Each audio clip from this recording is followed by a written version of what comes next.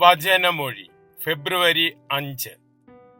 വചനഭാഗം റോമ 2:25-29, മത്തായിയുടെ സുവിശേഷം 12:15-21. ഈശോയിൽ സ്നേഹമുള്ളവരെ, ഇന്നത്തെ തിരുവചനം നമ്മെ ഓർമ്മപ്പെടുത്തുന്നത് ഹൃദയത്തിലാണ് ദൈവത്തിന്റെ നിയമം എഴുതപ്പെടേണ്ടത്.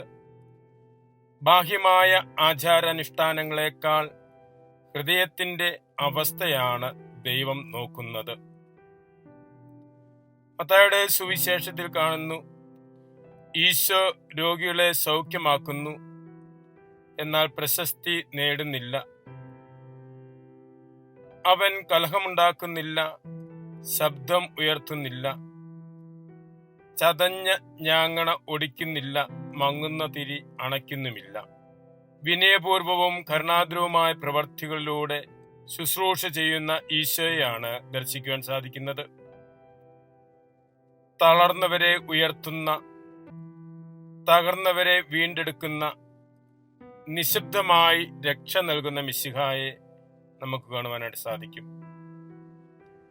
പൗലോസ് ശ്ലീഹ റോമായിലെ സഭയ്ക്ക് എഴുതിയ ലേഖനത്തിലൂടെ പറയുന്നതും ഹൃദയത്തിന്റെ പരിച്ഛേദനത്തിലൂടെയാണ് നിയമം പാലിക്കുന്നത്.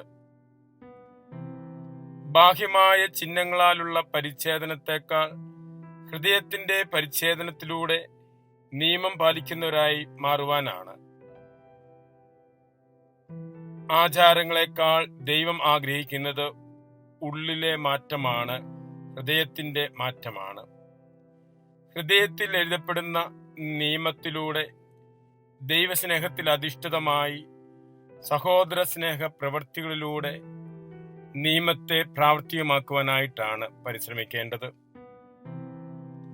നമ്മുടെ വിശ്വാസം ആചാരങ്ങളിൽ ഒതുങ്ങി നിൽക്കാതെ ആഴമായ ആത്മീയതയിലേക്ക്, ഹൃദയ പരിവർത്തനത്തിലേക്ക് മാറുന്നതായിരിക്കണമെന്ന് തിരുവചനം നമ്മെ ഓർമ്മപ്പെടുത്തുന്നു.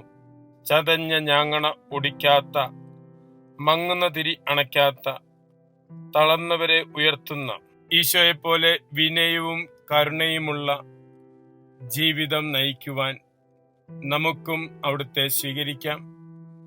മിശിഹായെ ധരിക്കുന്നവരായി മാറാം. ബാഹ്യമായ ആചാരങ്ങളെക്കാൾ ഹൃദയത്തിന്റെ പരിവർത്തനമാണ് ദൈവം ആഗ്രഹിക്കുന്നത്.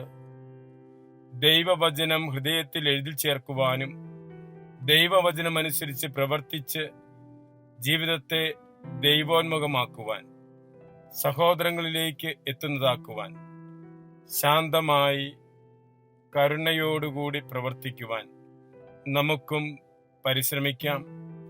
മിശിഹായെ അനുകരിക്കുന്നവരായി മാറാം. ദൈവത്തിന്റെ കൃപ സമർത്ഥമായി നമുക്ക് ലഭിക്കട്ടെ. മിശിഹ നമ്മെ അനുഗ്രഹിക്കട്ടെ. ആമേൻ.